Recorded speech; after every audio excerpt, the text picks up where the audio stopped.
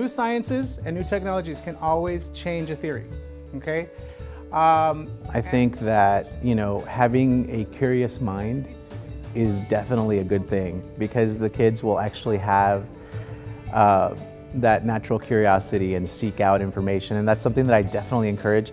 And one of the things with chemistry is that it really is everywhere. And so giving kids access to real-world examples on how they will actually use things.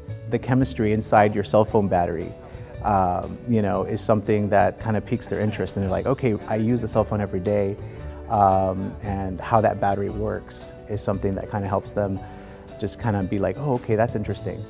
Every student learns at a different level. Every student learns differently. Some are audio, some are visual, some are kinesthetic.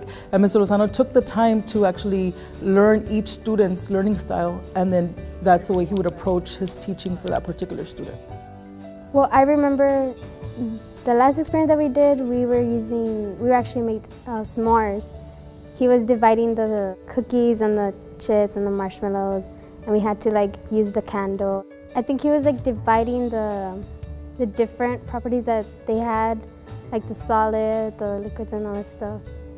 And when we will melt the chocolate, it will become into a liquid. He would always make it fun and interesting for us, so we wouldn't get bored, and we would be anxious to actually listen to him. Do you know how to cook something? Nurturing their interest is something that is I think, very, very important for us to do. And even putting things out there so that the kids will gain an interest if they're not initially interested in science, math, and things like that. So I got to see him really pour into students, encourage students, and really not let them give up.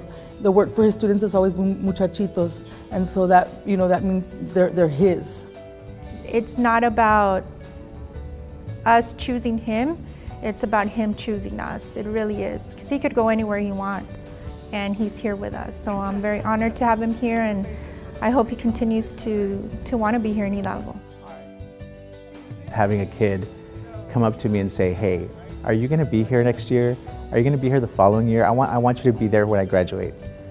And that to me was amazing, because that was one of the things I always wanted to do, is inspire somebody to go further. And it's really about them.